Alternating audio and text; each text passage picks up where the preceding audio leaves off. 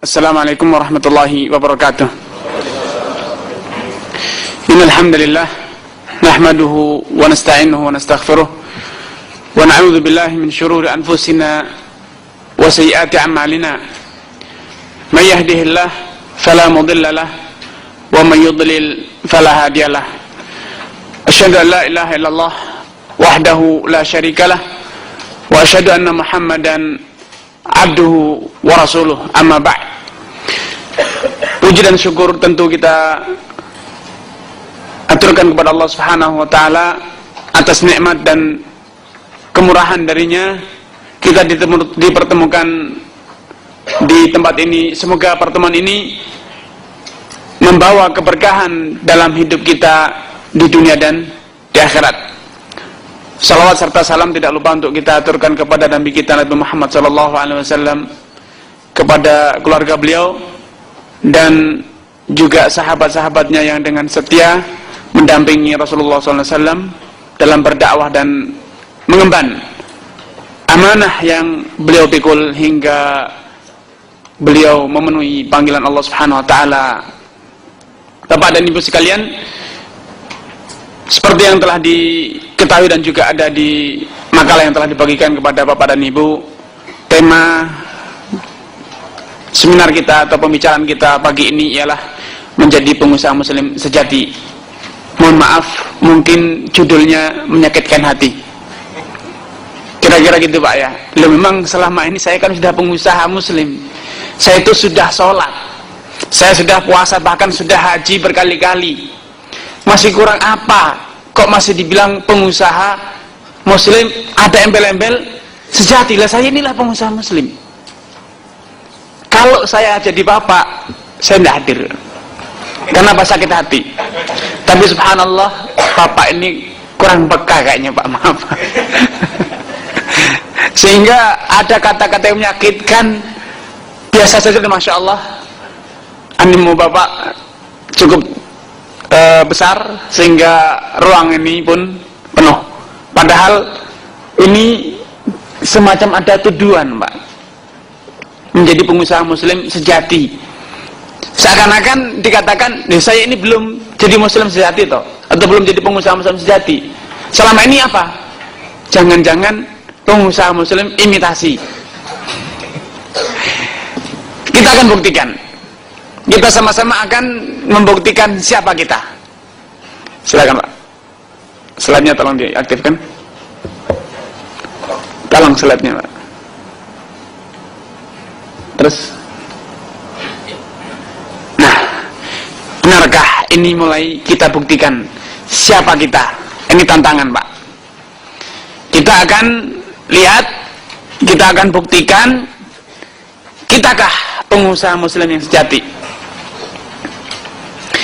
Selama ini perda-perda syariat partai Islam banyak, sehingga aktivis Islam banyak, tokoh-tokoh muslim yang jadi gubernur, DPR banyak, sehingga muncul perda-perda syariat.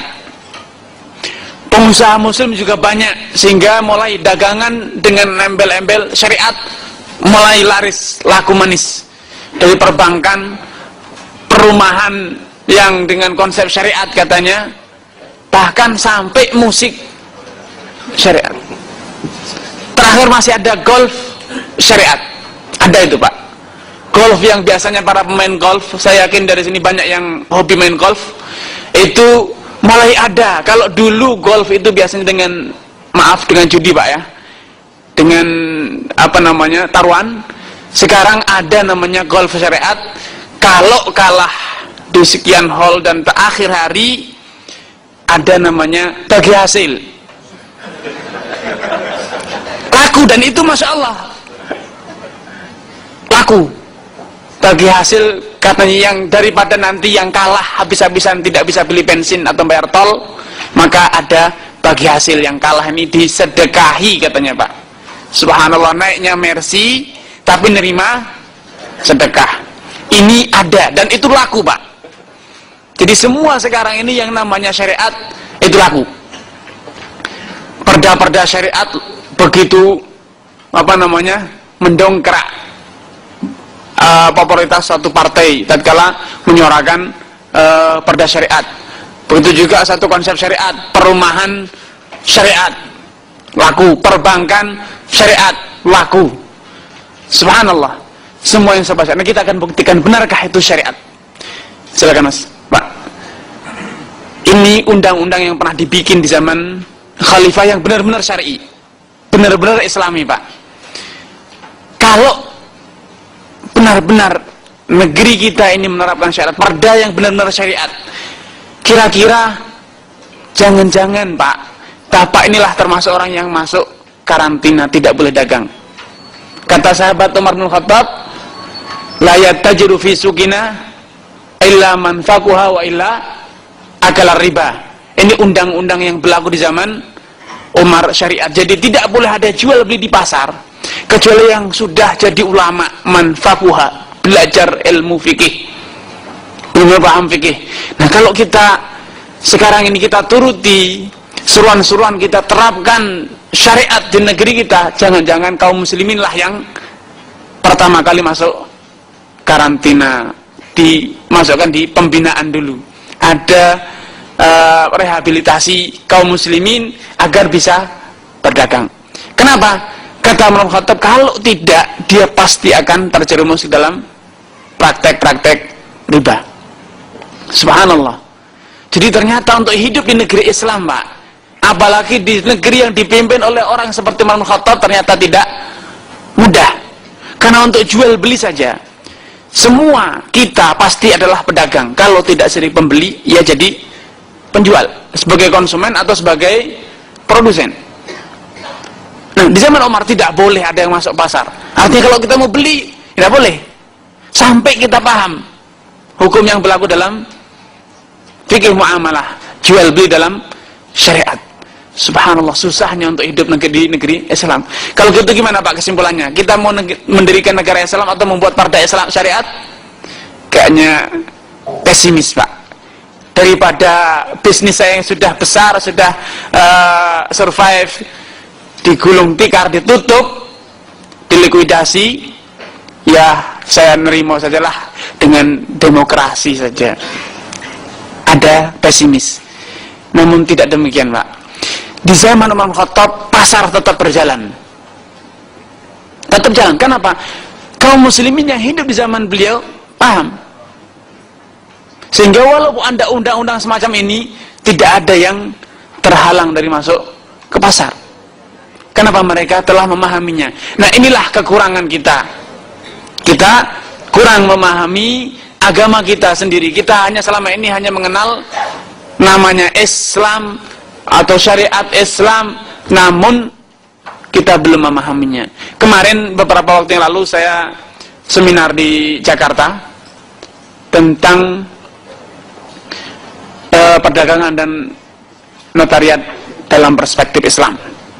Kebetulan salah moderatornya adalah penanggung jawab aplikasi penerapan syariat di salah satu perbankan nasional kita.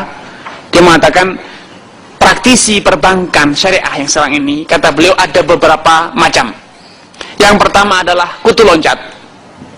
Kenapa? Dipindahkan oleh atasan direksi. Kamu diplot di perbankan syariat. Ya, dia tidak paham syariat, tapi apa boleh buat? Karena dipindahkan, diloncatkan. Ada yang memang, ya inilah kesempatan, lulus kuliah, tidak ada pekerjaan kecuali di si perbankan syariat. Dia tidak paham tentang syariat, ya apa boleh buat? Inilah satu-satunya lapangan pekerjaan yang bisa didapat. Ada yang jenis ketiga, yang punya semangat, namun tidak paham. Itu ada. Sehingga kata beliau ini praktisi perbankan syariat. Namun dia mengatakan, yang di perbankan syariat ini, tiga jenis ini pasti bikin kacau. Yang benar-benar punya semangat untuk menerapkan syariat dan dia paham, itu langka katanya. Itulah kondisinya. Kenapa langka? Karena rahasianya simple. Untuk memahami konsep perdagangan syariat ternyata hanya di training 6 bulan. Training bulan dan langsung menjadi praktisi, jadi manajer, jadi direktur, jadi pemasang dan lain sebagainya. Padahal dan kemudian yang lebih parah lagi dimasukkan sebagai penanggung jawab dewan syariahnya. Ini permasalahan yang terjadi, sehingga tidak heran bila praktek-praktek perdagangan yang selama ini sudah diklaim sebagai praktek perbankan yang syariat atau perdagangan yang syariat sejatinya belum sepenuhnya syariat. Sehingga banyak para pengamat yang pesimis mengatakan sejatinya konvensional dan syariat tidak ada bedanya.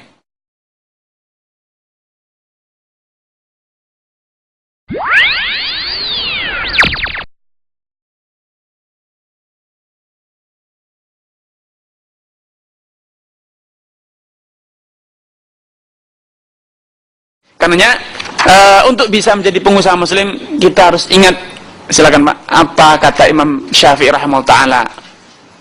Ini imam panutan kita. Beliau mengatakan, man arada dunya fa alaihi bil ilm wa man arada al akhirah fa alaihi bil ilm. Kalau mau sukses di dunia ya belajar. Dulu waktu bapak dan ibu merintis bisnis pasti belajar pengalaman bagaimana produksi, bagaimana memasarkan, bagaimana manajemen, bagaimana pembukuan dan lain sebagainya. Begitu juga kalau kita mau bisnis kita mendapatkan sertifikat halal. Bagaimana agar bisnis ini halal? Ditinjau dari manajemennya, ditinjau dari pemasarannya, produksinya dan berbagai macam pembiayaannya dan lain sebagainya. Dan yang lebih parah dan yang lebih berat, waman aradal akhirah fa'alaihi bil ilm. Dan yang ingin jadi pedagang di dunia, untung di dunia, selamat di akhirat, dia pun harus berilmu. Karena betapa banyak pedagang yang sukses di dunia, namun di akhirat sengsara. Pada suatu hari, dan nanti akan disebutkan di hadis ini, di slide ini, Rasulullah SAW bersabda kepada para pedagang, inna tujjara yub'atsuna yaumal qiyamati fujjaran.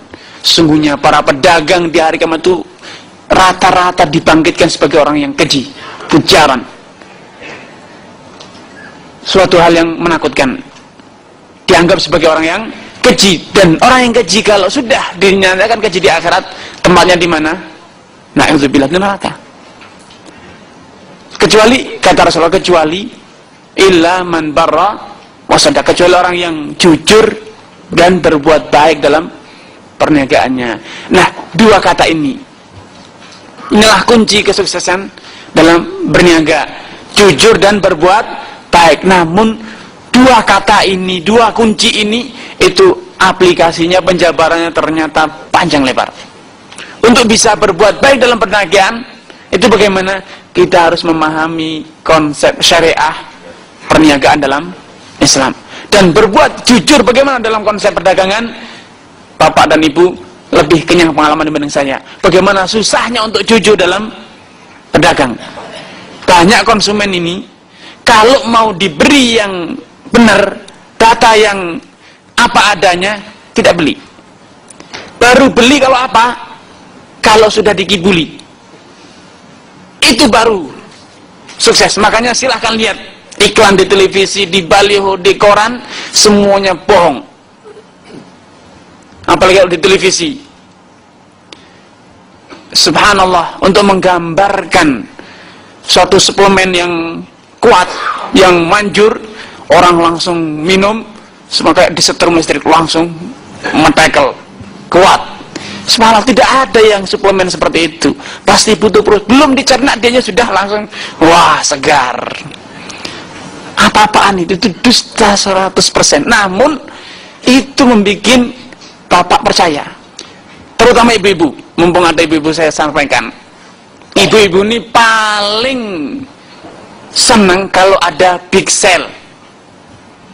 Lihat di dalam acara big sale, dalam promosi big sale, yang ditulis adalah plafon atasnya big sale up to 70%. Tidak pernah ditulis dari 5%, tidak pernah. Tapi ditulis yang atasnya. Padahal yang atas ini, yang 70% hanya di sudut ruang, dan itu pun yang sudah reject, sudah rusak, sudah afkir. Barang yang sudah dipegang oleh 1000 orang kotor, itulah yang 70%. Sisanya 5%, ada yang 7%, ada yang 10%. Dan itulah yang paling banyak. Belum lagi stiker harganya sudah 3 lapis. Kalau dibuka yang lapis pertama 50.000, lapis kedua 70.000, lapis ketiga 100.000. Didiskon 10%, jadinya 90.000. Bukan diskon, malah lebih mahal. Saya yakin Bapak dan Ibu banyak mengalami pengalaman seperti ini. Tapi kenapa setiap ada big sale laku besar? Padahal bukan big sale, karena yang big sale hanya satu item di sudut ruangan. Mana Pak yang 70% di sudut? Tapi begitu antusias masyarakat. Itulah ilmu pemasaran yang dilandasi dengan bohong. Jadi masyarakat ini kalau tidak dibohongi tidak mau datang. Kalau sudah dibohongi baru datang. Contoh lagi bagaimana dalam dunia perdagangan yang benar itu tidak diterima. Contoh klasik, pada suatu hari Sufyan Ibnu Uyainah radhiyallahu ta'ala keluar dari masjid melewati pasar. Beliau terkejut ulah seorang yang sedang mempromosikan dagangannya berupa terong, jualan sayur, pedagang sayur. Dia mengatakan, ta'alau, kesini beli. Badinjan ahla minal asal, katanya. Terong lebih manis dibanding mardu. Tapi subhanallah laku. Karena unik, orang aneh. Kok ada terong manis? Ya terong ya seperti itu terong. Tapi itulah trik-trik pemasaran yang digunakan oleh para pedagang agar dagangannya laku. Mimpi, kalau perhotelan ini, mumpung kita di hotelan manjakan Anda dengan mimpi, digambarkan seorang yang bermimpi indah seakan-akan di surga. Subhanallah, spring bed misalnya, kita lihat bagaimana promosi spring bed, begitu indah sekali, seakan-akan kalau kita tidur di situ pasti mimpi masuk surga.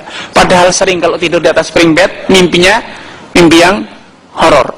Tidak ada hubungannya antara spring bed dengan mimpi. Tapi itulah teori-teori pemasaran, dan itu cukup efektif untuk mendongkrak penjualan.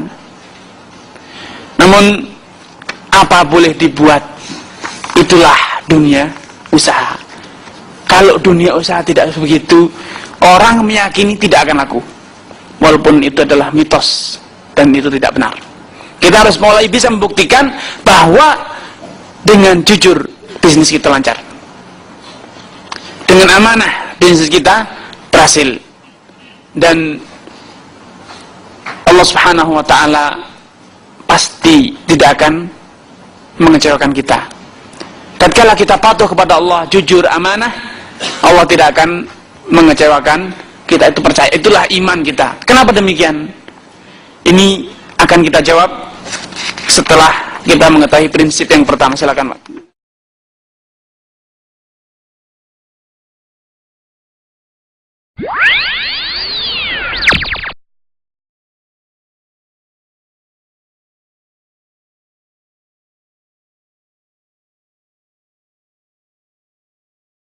Prinsip yang pertama, langsung saja.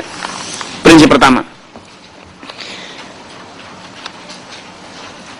mungkin selama ini kita sering mendengar pidato para pakar ekonomi kita, para pejabat kita, yang mereka ini menggalakkan pembangunan nasional atau pembangunan daerah.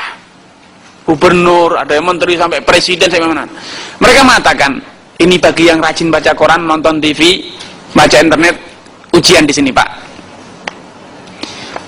Mereka mengatakan pilar pembangunan suatu bangsa itu ada 3. Saya sebutkan 2, yang 3 adalah ujian. Yang pertama adalah keamanan. Kemudian yang kedua adalah kesehatan. Dan yang ketiga apa Pak? Pendidikan. Mereka meyakini kalau 3 hal ini masyarakat sudah aman, tidak ada kekacauan seperti yang sekarang di Mesir misalnya. Kemudian kesehatannya bagus, layanan kesehatan murah. Nah, kemudian yang ketiga, pendidikannya tinggi, itu simbol pembangunan yang sukses, pasti berhasil. Namun subhanallah, tidak pernah ada pakar kita yang mengatakan ada poin keempat itu yang paling penting. Kalau Allah kehendaki, kalau Allah rela, kalau Allah ridho, kalau memang sudah ditakdirkan Allah subhanahu wa ta'ala. Ini belum pernah didengar dan belum ada pakar ekonomi kita yang mengatakan demikian. Padahal Allah subhanahu wa ta'ala, tolong Bapak, Allah subhanahu wa ta'ala sebagaimana kita lihat pada ayat di layar, wa ma min dabatin fil ardi illa 'alallahi rizquha. Urusan rezeki itu urusan Allah subhanahu wa ta'ala, sepenuhnya Allah yang memberi, sepenuhnya Allah yang mengatur. Dan saya sudah sebutkan ada ayat selanjutnya, tolong Pak selanjutnya lihat, wa ma bikum min ni'matin faminallah. Tiada nikmat kecuali dari Allah. Sehingga selama ini yang kita peroleh, yang Bapak dapat, yang Ibu dapatkan, itu sejatinya adalah garisan takdir saudara. Allah sudah yang memberikan, Allah yang telah memberikan jatah. Karenanya di dalam hadis Abdullah bin Mas'ud, silakan dibuka. Dalam hadis Abdullah bin Mas'ud, Rasulullah menyebutkan tentang suratan takdir ini, bahwasanya sejak saudara ada di perut ibu saudara, baru berumur 4 bulan, sudah mendapatkan surat asuransi. Tidak usah diurus asuransinya. Asuransinya apa? Tentang 4 hal. Di antaranya adalah asuransi tentang rizki. Allah sudah berikan jatah. Tatkala saudara berumur 4 bulan di dalam perut kandungan ibu, bapak, dan sekalian, Allah sudah menuliskan jatah rizki, memberikan surat asuransi. Urusan rizki sudah Allah tuliskan, sudah Allah tentukan. Namun seringkali kita ini lebih percaya dengan surat palsu dibanding surat yang asli. Tadi kalau dibilang yang benar, kita ragu. Kalau dibilang yang bohong, di markup, kita percaya. Itulah pola pikir kita. Allah sudah janji, rizki Allah yang beri. Namun kita, masa iya? Apa benar? Kalau tidak kerja masa akan dapat rezeki? Kalau tidak banting tulang, mana mungkin saya bisa berhasil? Subhanallah. Seakan-akan keberhasilan itu adalah hasil jerih payah kita. Padahal itu adalah jatah dari Allah. Kalau Allah tidak beri, walau saudara banting tulang, tidak akan bisa. Silahkan lihat orang yang di sekitar saudara, tetangga, kuli saudara, bagaimana jerih payah yang dia kerahkan lebih dibanding yang saudara lakukan. Namun kenapa dia lebih sengsara, lebih sedikit rezekinya? Itulah urusan takdir. Saya tidak perlu nyebut nama. Ada dulu salah seorang yang dikatakan pakar ekonomi kita. Dia mengurus perusahaan apa saja, perusahaan tersebut pasti jadi besar dan survive, untung besar, dan masya Allah bonafit. Akhirnya dia merasa, kemudian dia menjabat sebagai seorang menteri ekonomi kita. Dia merasa adalah orang yang pandai, punya pengalaman. Dia bikin perusahaan sendiri, tapi perusahaannya hanya harus berjalan beberapa bulan, dia harus segera gigit jari gulung tikar. Kenapa? Rezeki dia adalah kalau jadi kuli, bukan sebagai pemilik. Itu suratan takdir dia seperti itu. Jadi kalau ngurus milik orang, banyak yang beli, banyak yang percaya. Tapi kalau ngurus miliknya sendiri, Allah tidak beri, karena memang bukan jatahnya. Karenanya suatu hari Imam Malik mengatakan, innallaha qasama a'mal al-ibadi kama qasama arzaqahum. Sungguhnya Allah Subhanahu wa taala itu telah membagi amalan manusia sebagaimana Allah juga telah membagi rizkinya. Allah telah mengatakan, nahnu qasamna bainahum ma'isyatahum fil hayatid dunya wa rafa'na ba'dahum fawqa ba'din darajat. Sungguh kamilah yang telah membagikan rizki mereka di mana? Selama mereka di dunia, Allah telah bagi. Kalau kita renungkan, ada orang yang Allah beri jatah rezeki di langit. Kalau dia terbang jadi pilot, dia dapat rezeki. Tapi kalau dia di darat, tidak ada yang membayar. Kalau dia menyelam, ada yang rezekinya di dalam lautan. Kalau dia menyelam, dia dapat, masya Allah, intan, berlian, emas, macam-macam, tambang dan macam-macam. Namun kalau dia ke pasar, tidak ada yang membeli dari tokonya.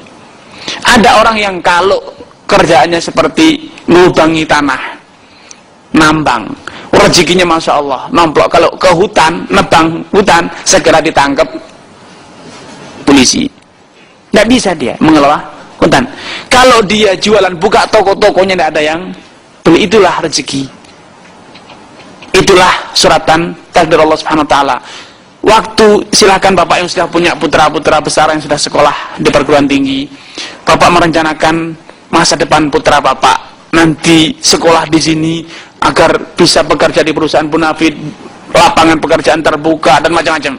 Namun tidak semuanya seperti yang Bapak inginkan. Betapa banyak anak yang disekolahkan di IT, rezekinya di mana? Perdagangan. Di sekolahan di perdagangan, rezekinya di IT. Jangan dikira yang jual beli komputer itu adalah sekolahnya di IT semua. Tidak. Banyak yang malah tidak sekolah. Namun itulah jatah rezeki. Yang sekolah di IT bahkan tidak ada yang merekrut dia sebagai pegawai saja, tidak ada. Apalagi buka toko, apalagi bikin program, tidak ada. Karena bukan di situ jatah rezeki dia. Yang sekolah dulu di insinyur pembangunan, ingin direncanakan kalau saya lulus bangun, ngelamar sana ngelamar sini, tidak ada yang menerima. Rezekinya di mana? Rezekinya di toko. Ada rezekinya di pertanian, di pertambangan. Itulah bukti bahwasanya urusan rezeki ini di tangan Allah Subhanahu Wa Taala. Dan yang lebih tragis, yang lebih parah adalah kita ini banyak yang ingin mencari rezekinya dengan apa? Dengan menjadi pewaris pakar ekonomi dunia. Silakan Pak.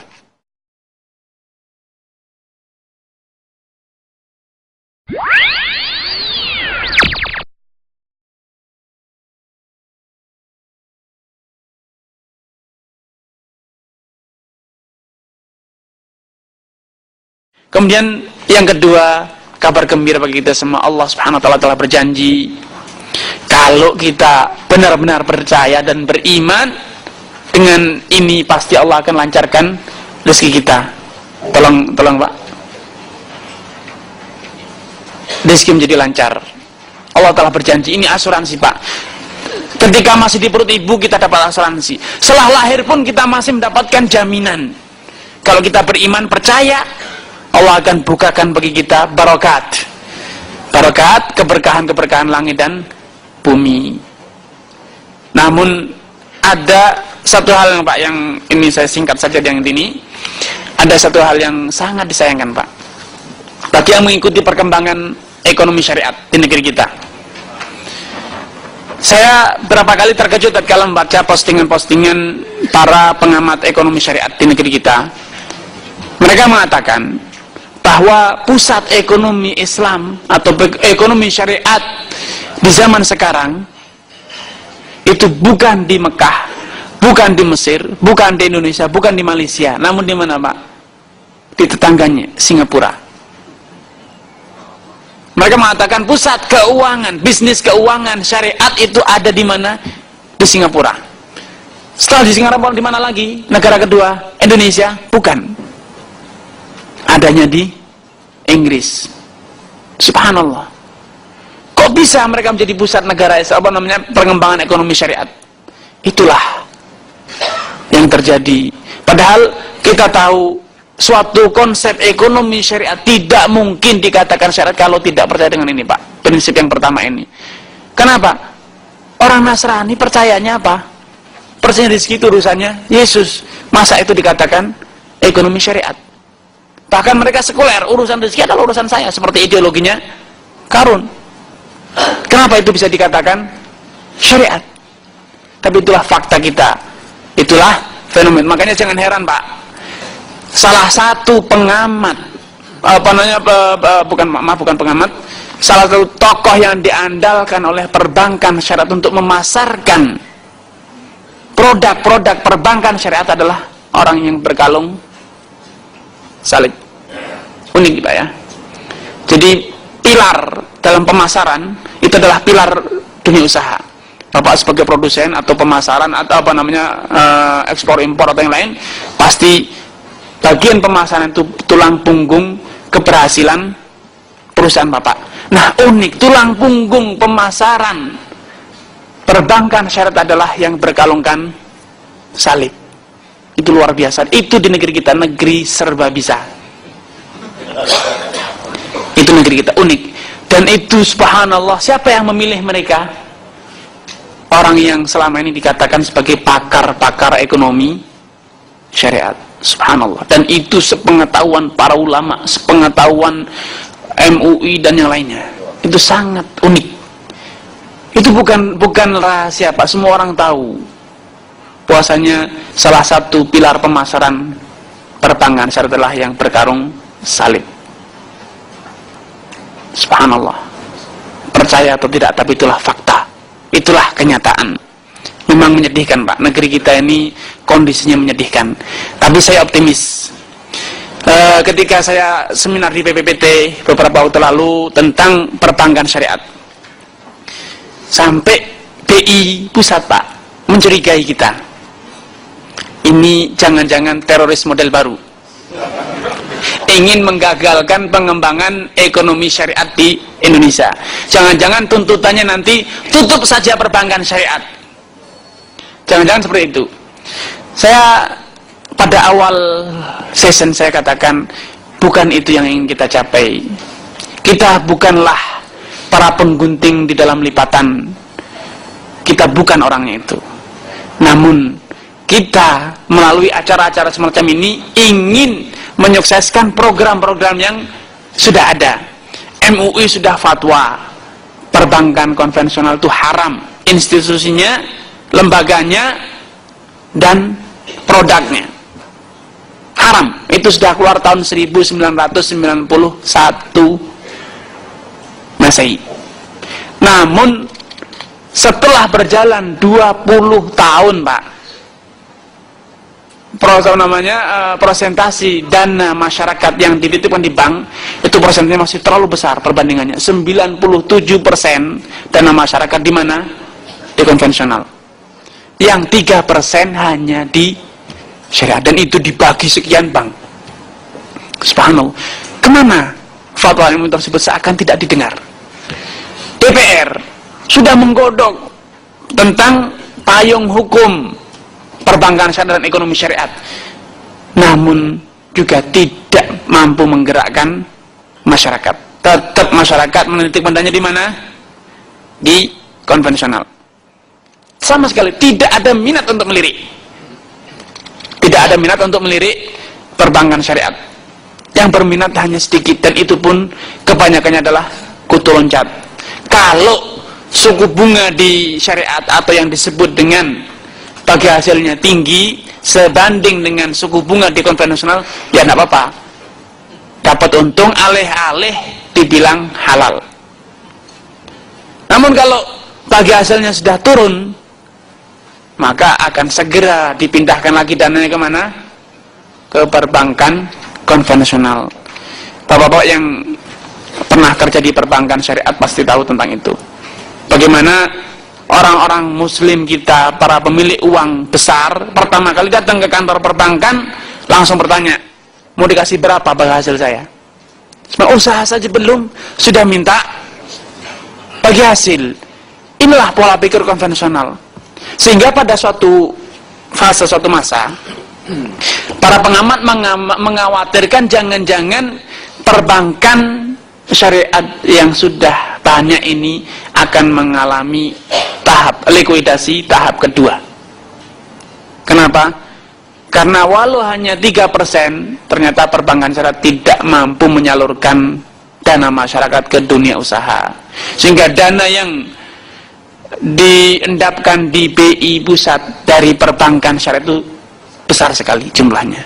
Dan ini rahasia umum, Pak, bukan hal baru. Sehingga seperti tadi di depan saya katakan, benarkah kita ini pengusaha muslim? Kalau pengusaha muslim, kenapa sulit sekali mengembangkan perbankan syariat? Saya sering diskusi dengan teman-teman praktisi di perbankan syariat. Saya tanya, apa kendala paling besar yang Anda hadapi tatkala Anda memasarkan produk-produk syariat yang walaupun belum sepenuhnya syariat? Mereka mengatakan kendala paling besar adalah calon nasabah tidak siap dengan konsep syariah sepenuhnya. Mereka masih tetap hitung-hitungan dengan margin Ya kalau 7% ya mau, kalau enggak ya ngapain di sini? Lari aja ke konvensional. Sekedar tahu dananya 1M pasti dikasih 7 dengan fasilitas, dengan layanan yang luar biasa. Ini poin pertama. Jadi saya optimis, memiliki optimis yang besar bahwa pusat ekonomi syariat itu adalah di negeri kita, di negeri yang terbesar jumlah penduduk muslimnya. Dan yang kedua, saya memiliki optimis besar bahwasanya Bapak akan segera merdeka yang kedua kali. Wah, pemberontak ini. Bukan, Pak. Saya bukan tipikal pemberontak. Saya juga tidak ingin mengajak Bapak untuk seperti di Mesir sekarang revolusi atau reformasi kedua. Saya tidak mimpi itu. Tuhan tidak mau. Bahkan saya katakan jangan. Loh, katanya tadi merdeka yang kedua. Memangnya kita dijajah? Betul. Yang dijajah, yang menjajah adalah bangsa sendiri, saudara Bapak sendiri, bahkan mungkin saudara Bapak sendiri. Kok bisa? Silakan ingat kasus krisis ekonomi 1997-1998. Perusahaan Bapak jalan, produksi jalan, pasar tradisional, pasar semuanya jalan, tidak ada yang aneh. Yang jual ada, yang beli ada, uang ada. Tapi kenapa krisis? Kenapa krisis harga tidak menentu, naik turun? Nilai tukar rupiah pun fluktuatif, naik turun tidak jelas. Siapa yang bikin ulah? Yang bikin ulah dunia perbankan. Lalu bangsa kita, negeri kita, para pakar ekonomi kita, menteri ekonomi kita, dan para pengamat ekonomi kita, semuanya sepakat. Kondisi ini harus segera diselamatkan, kalau tidak negeri kita akan ambruk, katanya ekonominya. Ekonominya akan ambruk, padahal pasar tetap menggeliat. Orang jual beli, jumlah kendaraan mewah semakin menambah.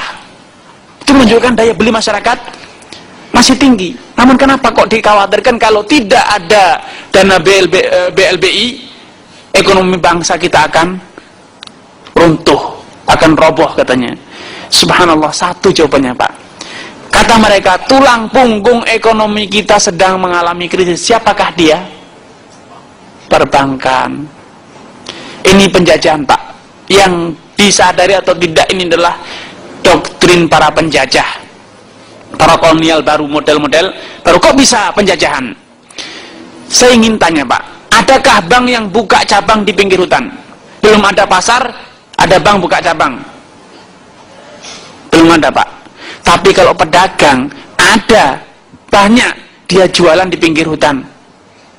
Orang yang mau sopir truk yang capek, lelah, singgah di situ, di pinggir hutan dia buka, tidak ada apa-apa, dia berani buka usaha di sana, membuka pasar.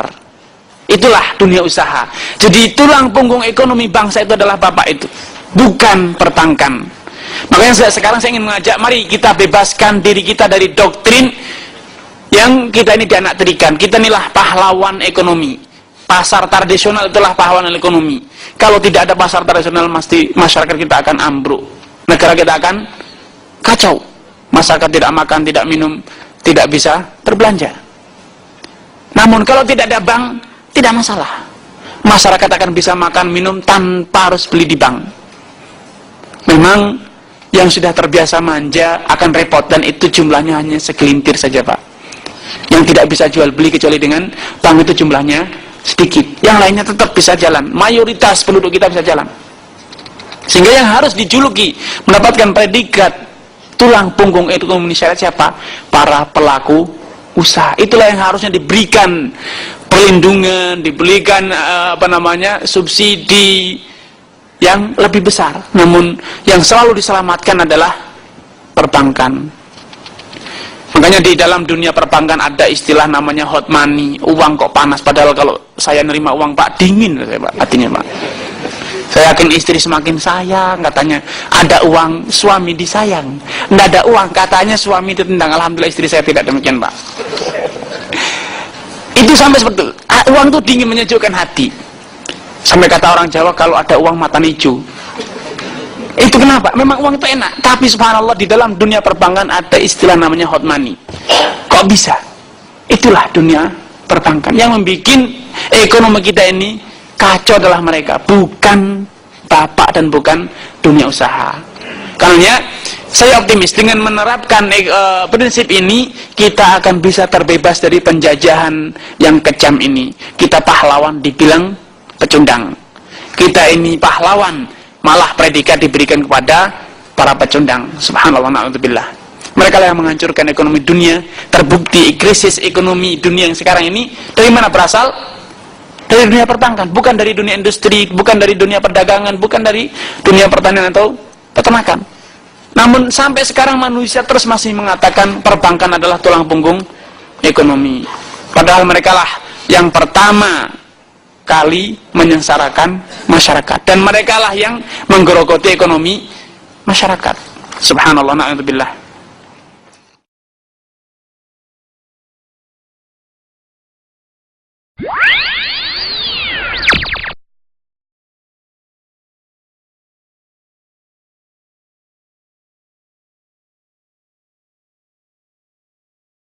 Masih berapa menit?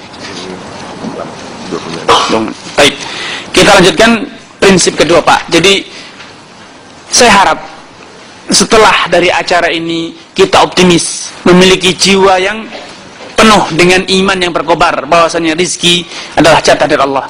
Tidak ada jiwa pesimis. Kalau memang itu sudah jatah rezeki saya, pasti akan sampai ke tangan. Saya pasti bisa mendapatkan, walau semua orang melawan, semua orang menentang, semua orang menghadang. Namun kalau jiwa ini sudah luntur dari diri kita, maka akan ada ulah-ulah yang tidak benar. Akan banyak pengusaha yang dia karena takut tidak dapat jatah rezeki, akhirnya mencari pemberi rezeki baru, yaitu para dukun. Ada usaha harus dengan pelarisan, ada namanya kalau mau jual makanan dengan ada ekor kasih ekor buntut, buntutnya tikus, ada yang macam-macam usahanya. Kenapa? Dia khawatir dia tidak dapat jatah rezeki. Subhanallah, na'udzubillah. Ini bukti atau ini aplikasi, ini konsekuensi dari lunturnya iman orang tersebut. Dia menduga bahwasanya kalau tidak dengan ekor buntut, ekornya tikus, dia tidak akan laris pedagangnya. Kalau tidak dengan kolornya Pak Dukun, dia tidak akan laku dagangannya. Dan itu banyak seperti itu. Makanya waspada dari masyarakat kita. Banyak orang-orang yang berusaha dengan cara-cara seperti itu. Saya yakin Bapak akan sakit hati kalau jajan dari suatu toko, warung, ternyata dia menggunakan pelarisan, dan pelarisannya adalah kolornya Pak Dukun. Ini saya yakin menyakitkan. Dan ini adalah aplikasi dari adanya iman atau ideologi korun. Urusan rezeki itu bukan urusan Allah, tapi itu adalah urusan manusia. Na'udzubillah. Nah, prinsip yang kedua, sungguhnya dalam syariat Allah Subhanahu wa taala itu telah memberikan kelapangan, membuka pintu selebar-lebarnya bagi orang yang ingin usaha. Karena digariskan satu kaidah, hukum asal perniagaan itu adalah halal. Silahkan jual apa saja, produk apa saja, sampai nanti kita ketahui apa saja yang akan menjadikan suatu pernikahan itu haram. Hanya ada 8, Pak. Saya syariatkan hanya 8.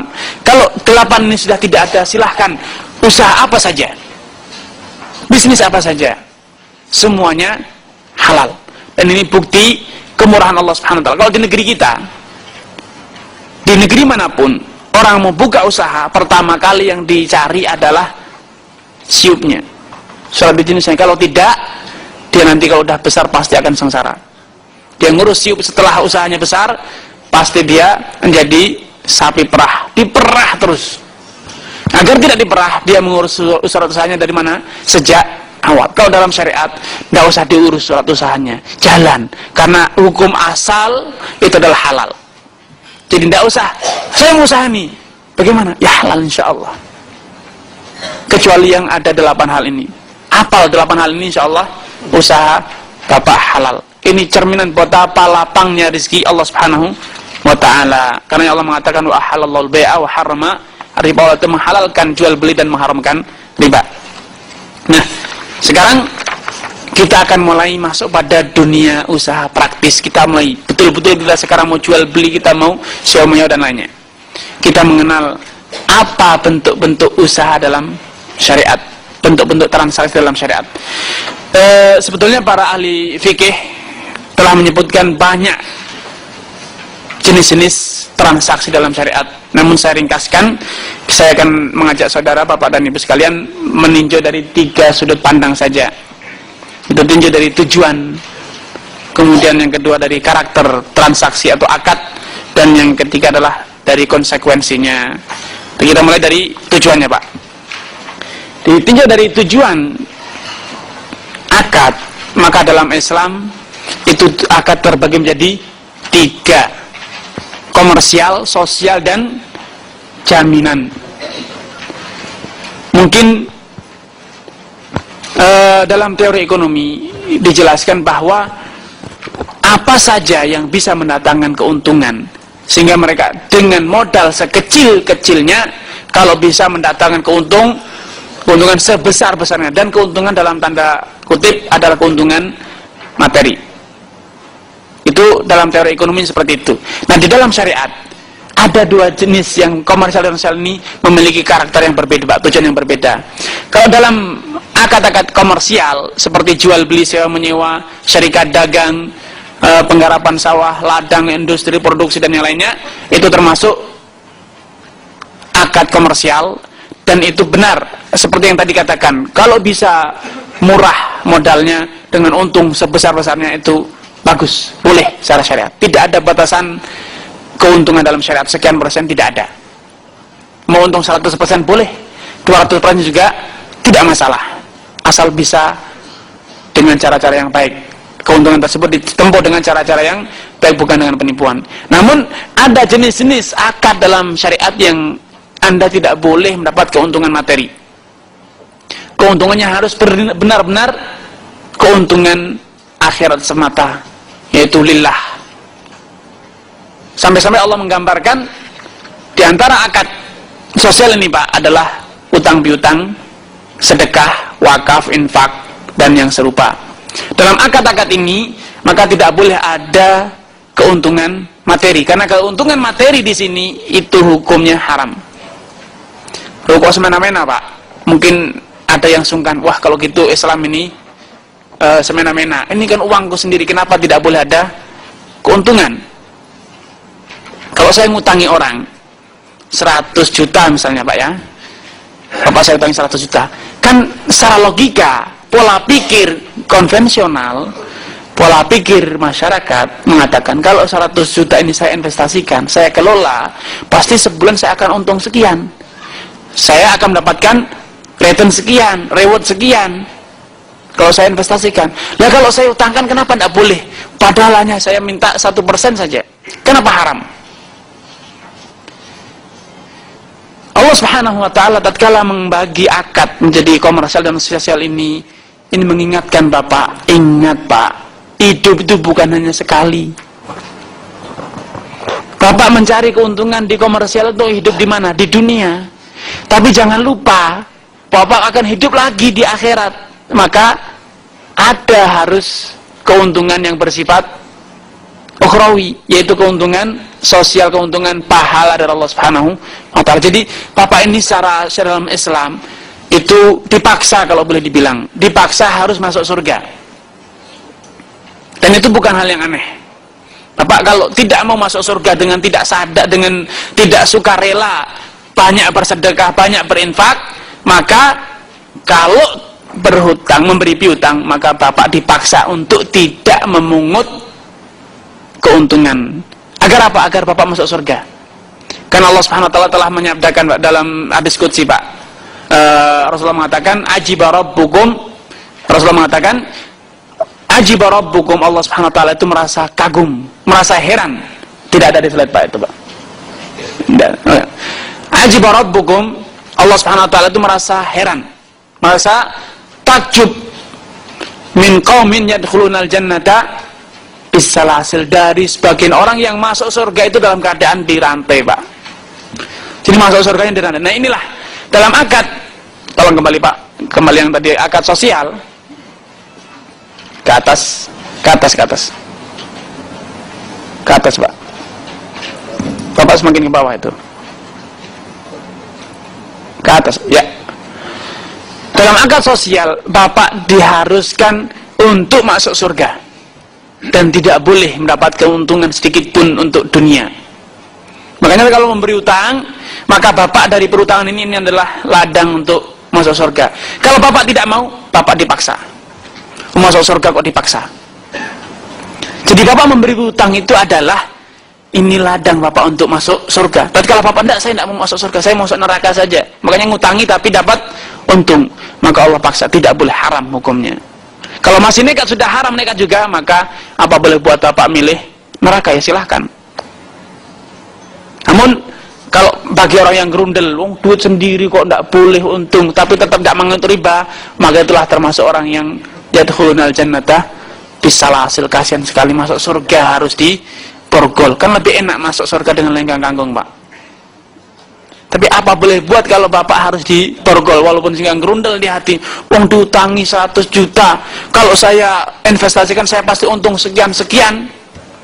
Ini apa boleh buat, syariat ini tidak toleransi, ya wis, apa boleh pilih, apa boleh kata. Nah ini kalau seperti ini adalah termasuk orang-orang yang biidznillah masuk surga dengan diborgol. Bapak mau? Kasihan sekali temannya lewat, loh masuk surga kok diborgol mas, katanya. Iya dulu terpaksa nerimo, katanya. Kan kasihan Pak, tidak enak banget masuk surga diborgol. Nah ini kenapa harus ada akad sosial? Yaitu karena apa, di sini bapak tidak boleh lupa, ingat bapak hidup di akhirat. Kemudian Pak, ada poin kedua, ini ditinjau dari sisi ekonomisnya. Kalau bapak tadi katakan, kalau saya investasikan saya akan dapat keuntungan sekian. Kalau saya buat dagang jual beli, pasti saya akan dapat keuntungan setiap 100 jutanya misalnya 7% atau 10%, 10 juta saya untung. Namun ingat Pak, dunia usaha itu tidak secerah seperti yang bapak bayangkan. Dunia usaha itu mengenal suami istri yang tidak pernah bercerai, untung dan rugi.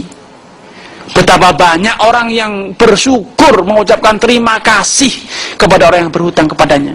Kenapa? Kalau tidak dihutangkan, mungkin uang itu termasuk yang digasak maling,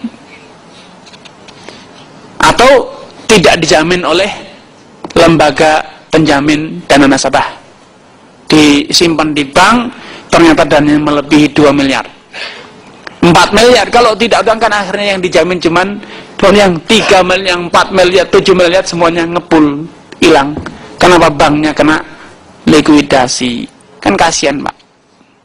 Tapi kalau diutangkan ke orang, alhamdulillah diutang no, sehingga kembali.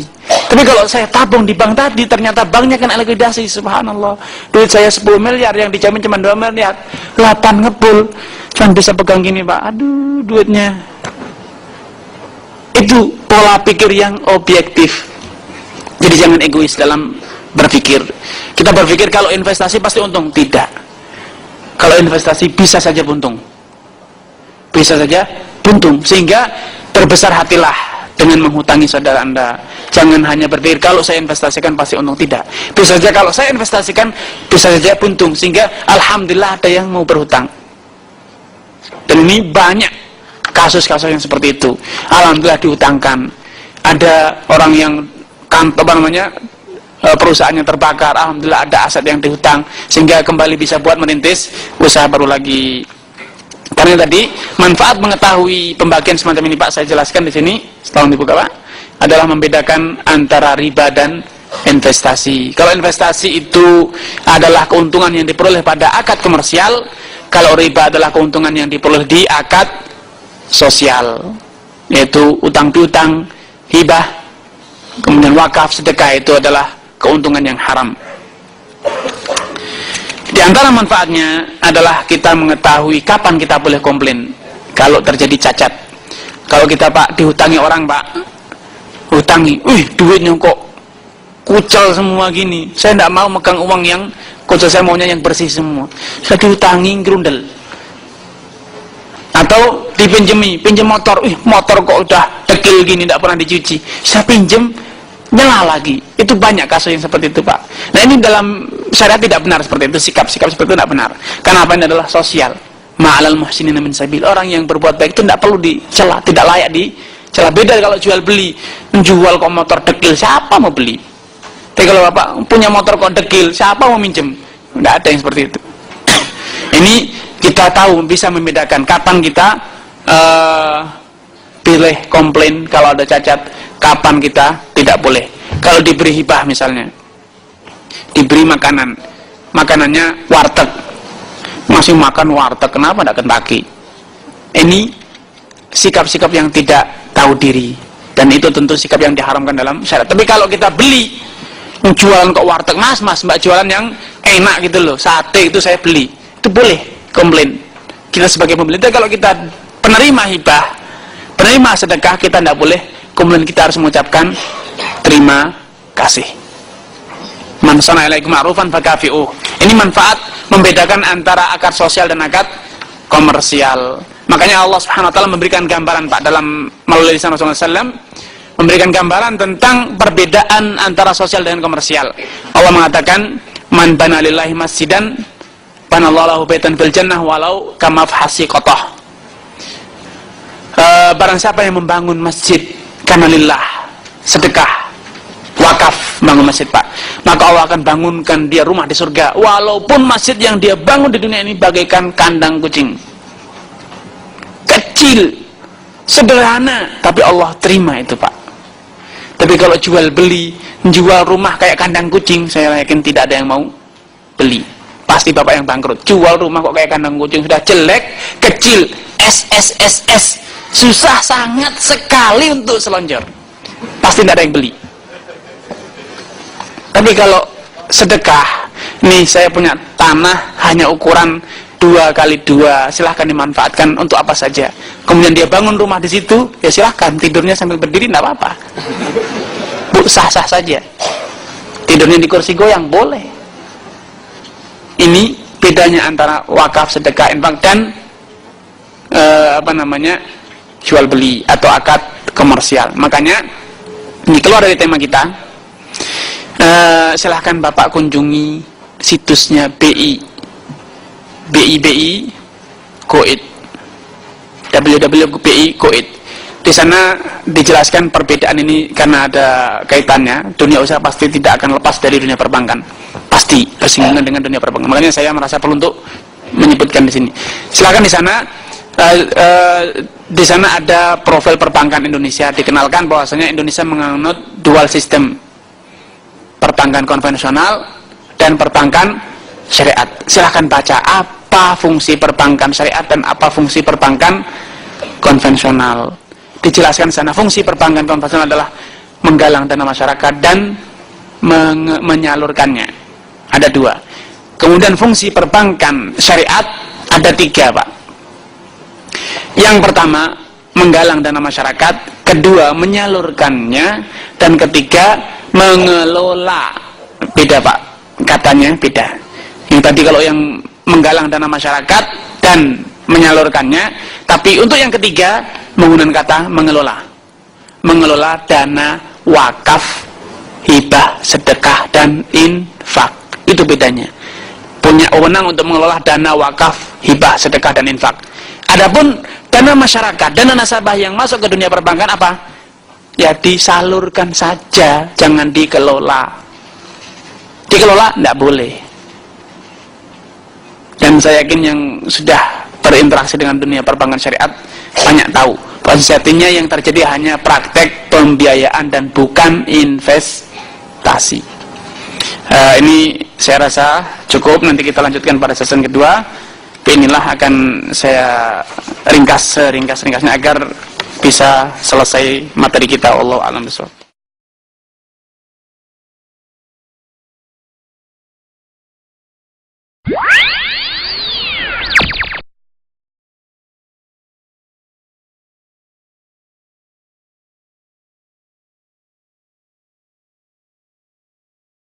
Bismillahirrahmanirrahim.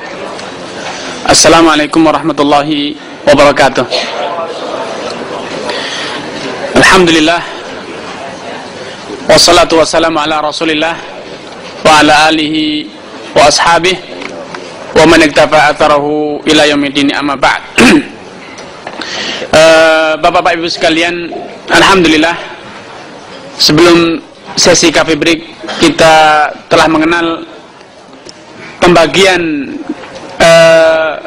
perniagaan atau akad dalam Islam ditinjau dari tujuannya. Nah, sekarang kita akan melihat pembagian akad ditinjau dari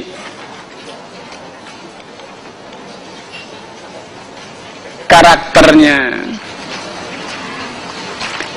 Dalam konsep syariah, akad yang berlangsung di antara dua orang atau lebih ini tidak akan keluar dari tiga hal ini.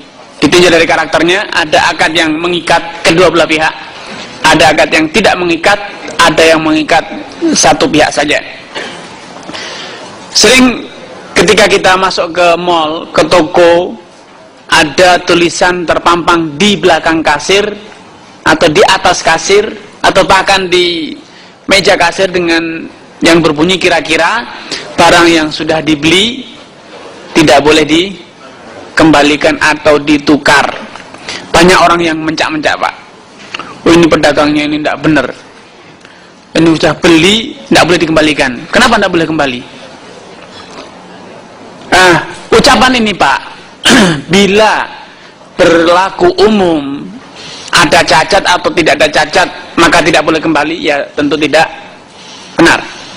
Namun bila barang tidak ada cacat, barang baik, barang bagus, normal, kemudian penjual bersyarat barang yang sudah dibeli tidak boleh dikembalikan atau hanya boleh ditukar dan tidak boleh dibatalkan pembelian, atau diberi batas hanya boleh ditukar atau dikembalikan dalam tempo 2 kali 24 jam misalnya, maka sepenuhnya benar dan boleh.